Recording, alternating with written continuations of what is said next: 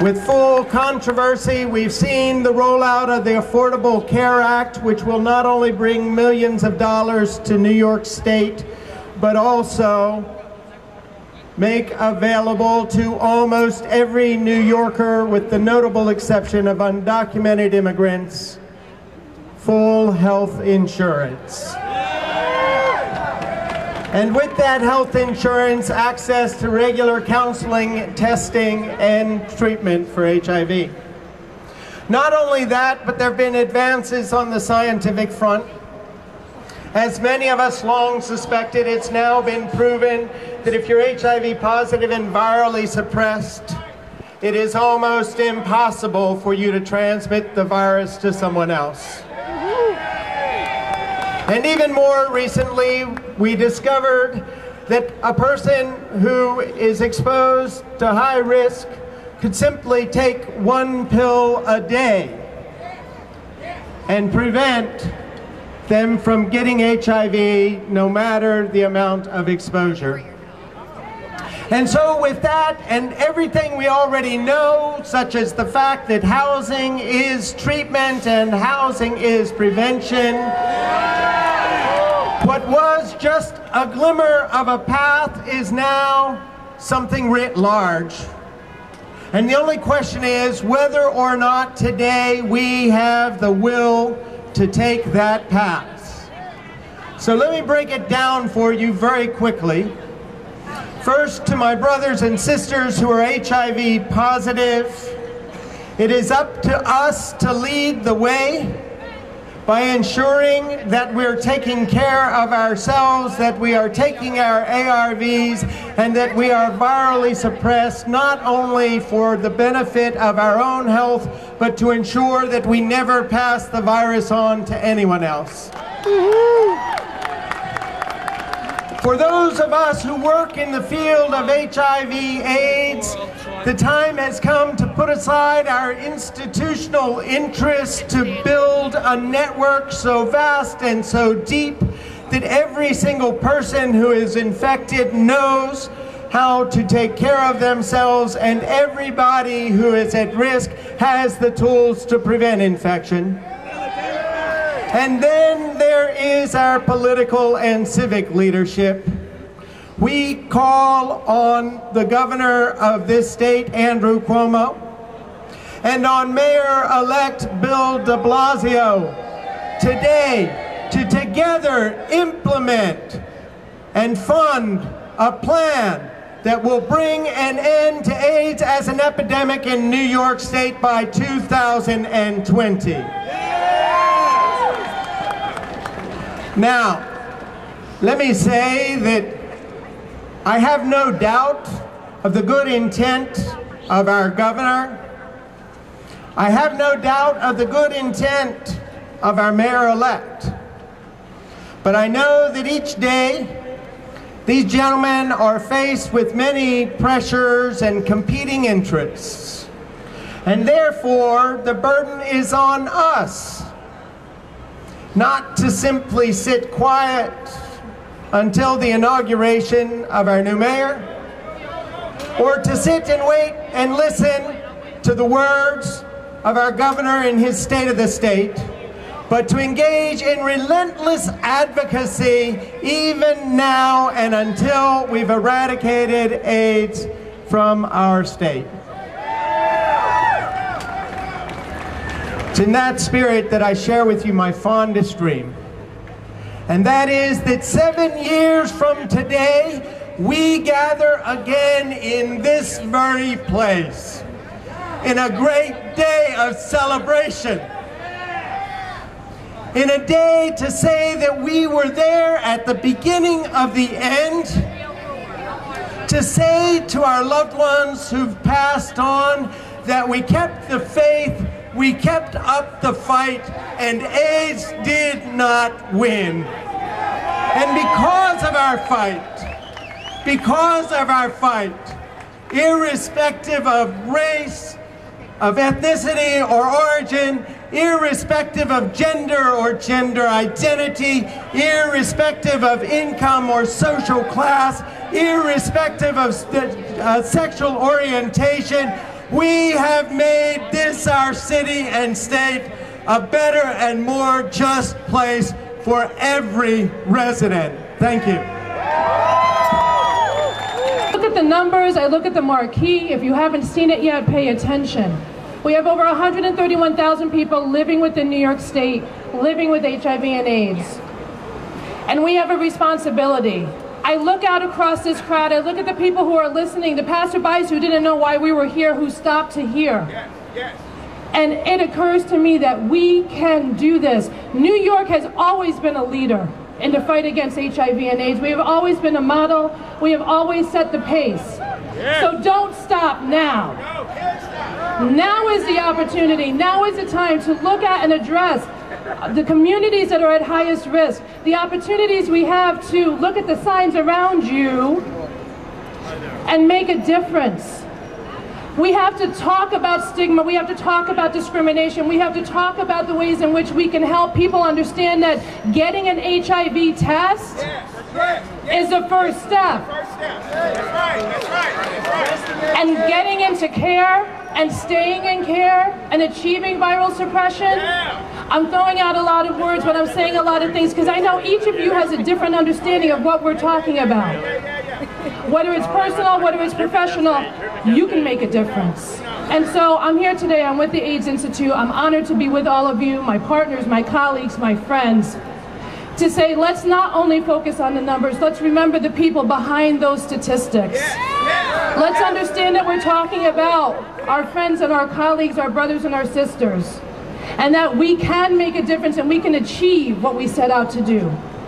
Policy, program, initiatives, personal responsibility, taking the steps to make a difference.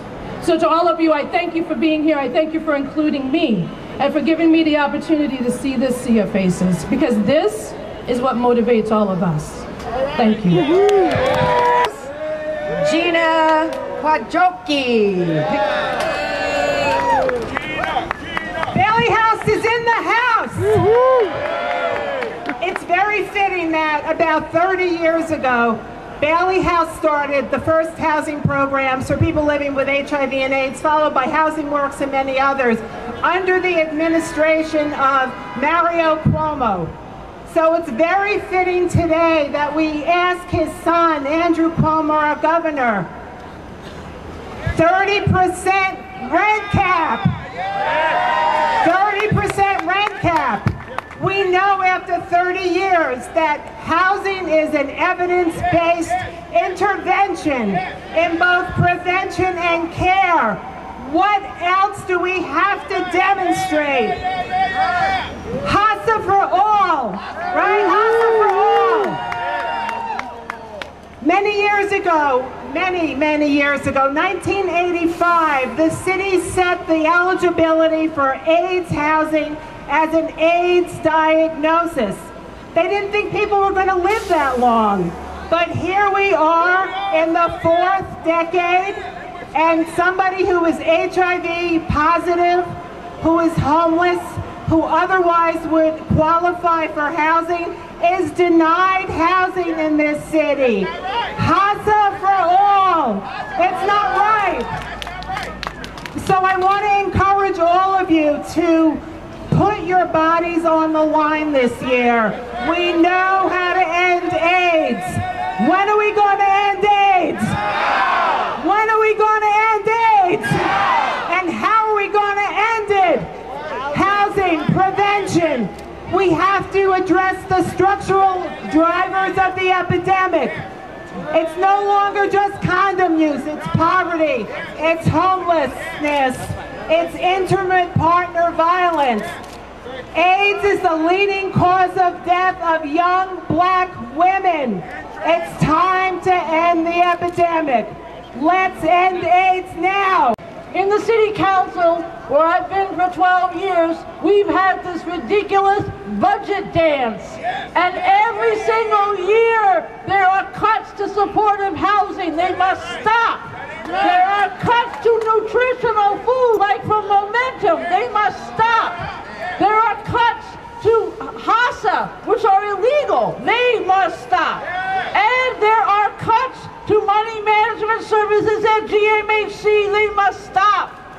So I'm here to say, as the new incoming borough president, and as somebody who has seen what happens when people are homeless, it is crazy to put money into homeless housing when it should stay in permanent housing so that people can remain in their apartments and get services. And we also must change the broker fee. Brokers need the full fee so that you can get an apartment when you're living with AIDS. So I'm here to talk about some of the issues that may not be as large on the large screen, but they make a difference in every single person's life. Gina talked about 30%. Absolutely, that's what you should spend for housing. And I'm here to talk about we need more money for Kaylin Ward and Bailey House and the places like Housing Works that help people every single day. And we need preventive care and primary care and things that make differences in people's lives every single day. That's what I'm about. The every single day person that needs support. And I want to continue to working on that. Stop the budget dance. Make sure that people have the funding for prevention, for housing, for nutrition, and everything to give opportunity to be a whole and be part of our society, because you are fantastic in the gifts that you give to New York City. Thank you very much. Longtime member of ACTA, who was featured in the documentary, the fabulous documentary, How to Survive a Plague, Jim Eigo. Hello, can you hear me? This takes about 3 minutes. AIDS had been carving its way through New York City neighborhoods when ACT UP rose to say, AIDS is more than a health crisis. AIDS is a political crisis. AIDS was allowed to happen because the people it struck, queer people, people of color, people who inject drugs, did not matter. A grassroots movement spread. In less than a decade, it secured the drugs that made HIV a controllable infection for people who had access to care. With the plague over, our weird communities turned to other things. But in the 33rd year of the age of AIDS, here we are again. AIDS is not history. There is no cure for AIDS. There is no vaccine to fight HIV.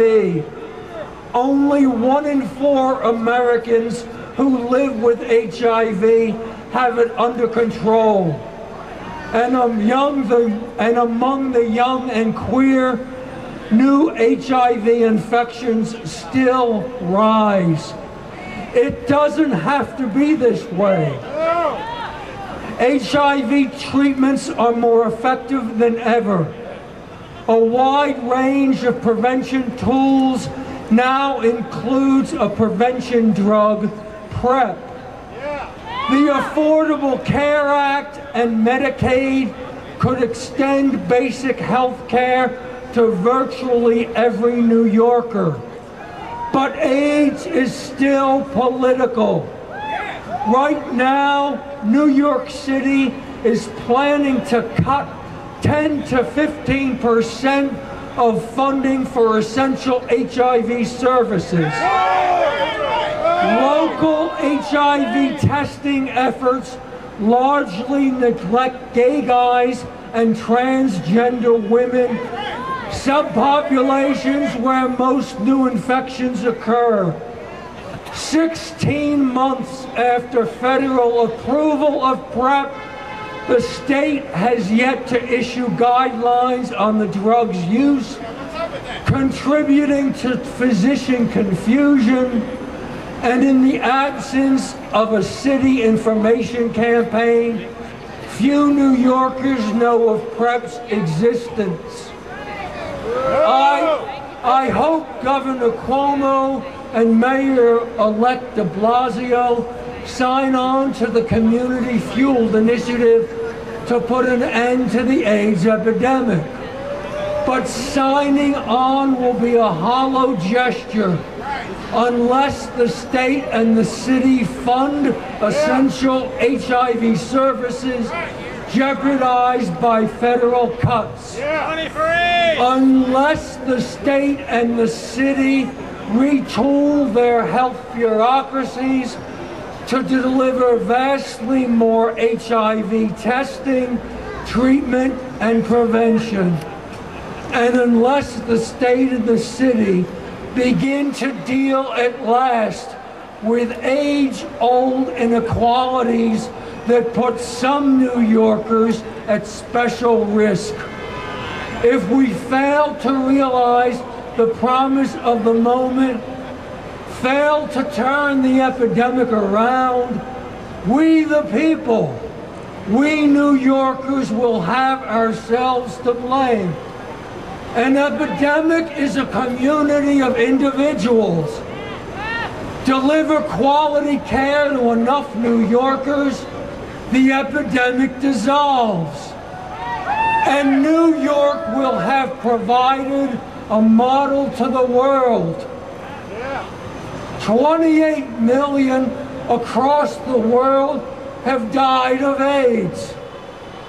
36 million live with HIV infection. We can spare countless millions to come, but only if we act. AIDS is not history until we make it history. Act up, fight back, fight AIDS. Act up, fight back, fight AIDS. We are here today not only to observe the 25th anniversary of World AIDS Day, but to demand that future generations know HIV and AIDS only as a memory. I was born 4 months after the first World AIDS Day in April 1989. I have never known a world without HIV. During my mother's pregnancy, my father was diagnosed with HIV and I was tested as a newborn and I came up negative. But as my life started, so did my father's life with HIV. My father passed away 2 years ago from an AIDS-related opportunistic infection.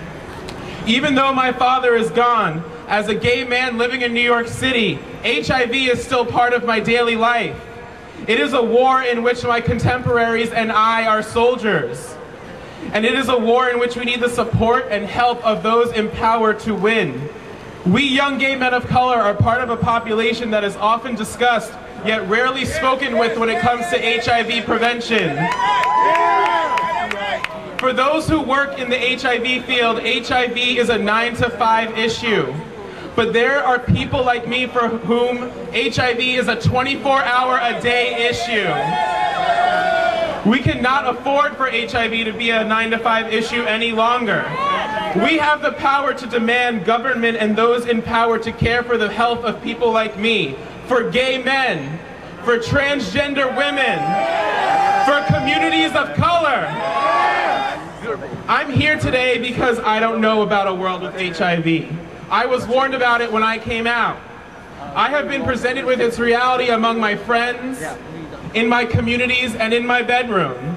And for my communities, both Latinos and gay men, it is a reality that taints our lives and traumatizes us daily. I'm standing in front of you all today as people who care about HIV to demand a mayor and a governor for New York City and New York State who care for the needs of its neediest. We don't need World AIDS Day to be the one day a year when we think about HIV. We need World AIDS Day to be the day every year that refuels and rejuvenates our commitment to making sure that those who are HIV negative stay HIV negative, and those who are HIV positive have access to the best care possible to stop transmission of the virus.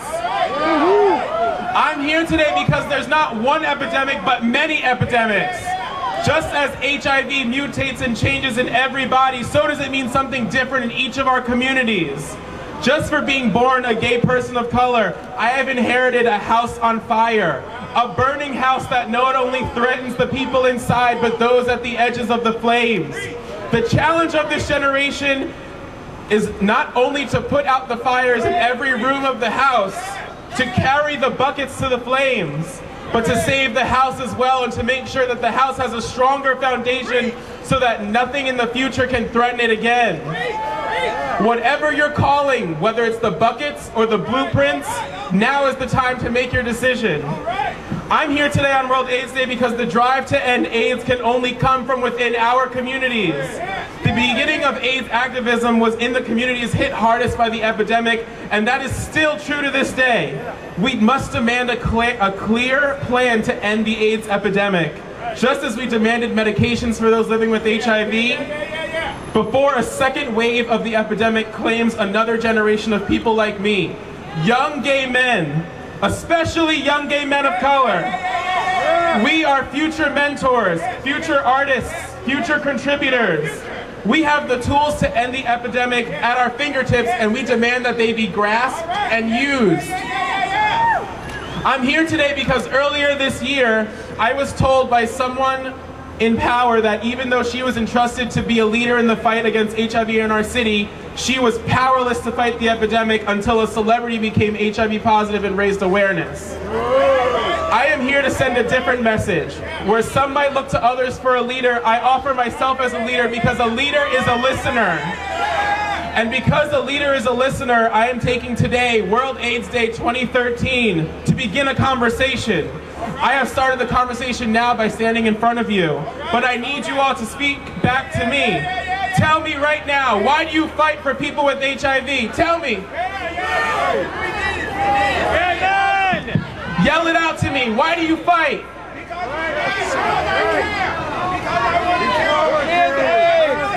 I'm here today because I may not be the mayor or the governor, but I and each one of us here have our part in the fight to keep HIV on our minds and in our hearts.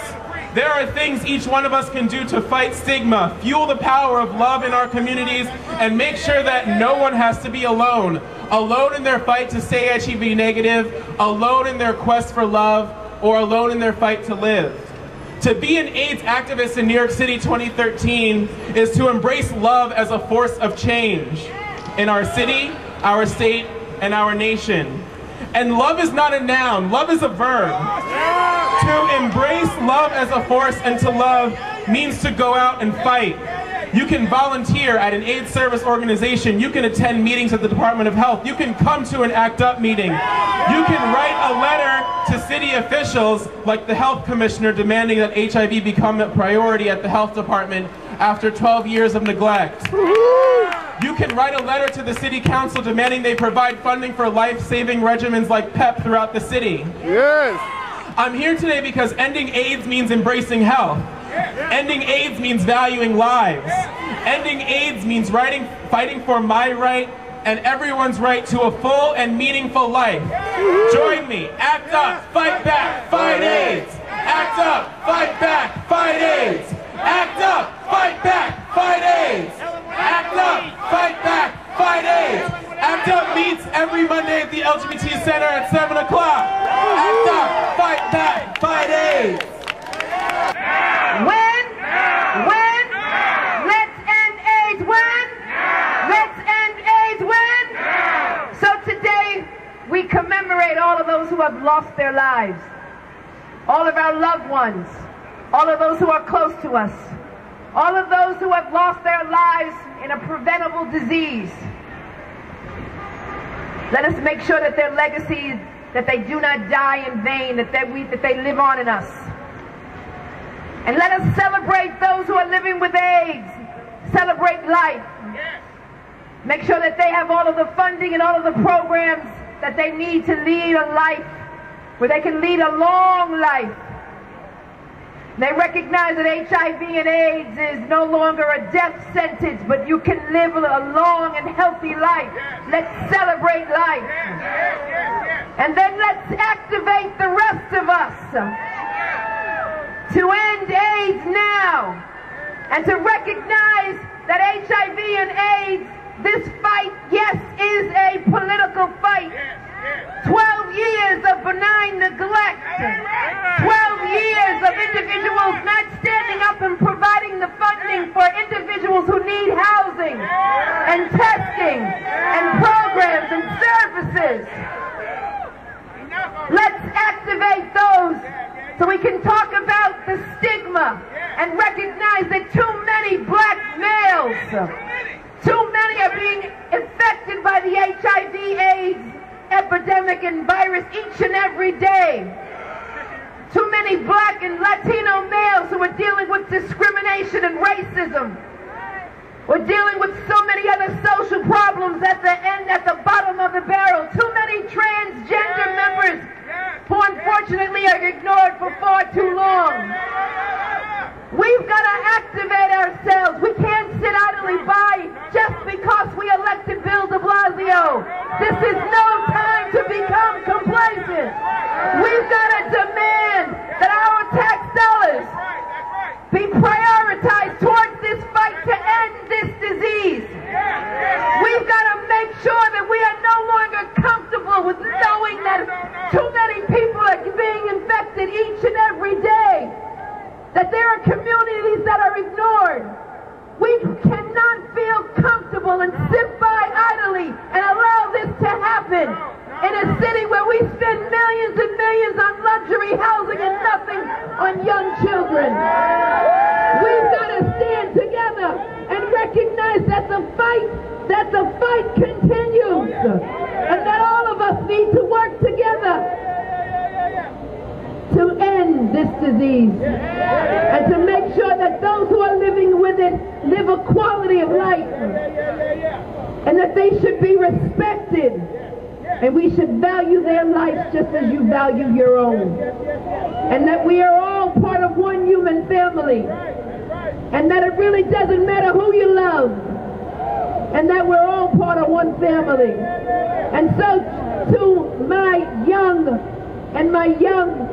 men and women of color, don't give up. Don't ever give up. To the transgender community, don't give up. Keep the fight alive. Keep the fight alive. And let's end AIDS today and end it now. And let's join together politically and demand that our tax dollars be spent wisely and be spent on services to end this disease and to comfort those who are living with it each and every day. I stand with you on January 1 as your next public advocate, and I make a promise to you to raise my voice. The election was a left turn towards a more progressive agenda, an agenda which includes all of us at the table. And when we all sit at the table, we will demand that this administration put more dollars into programs for people living with HIV, and for more funds for testing, and for health care, and for people who need services. I thank all of you for your support, but let's end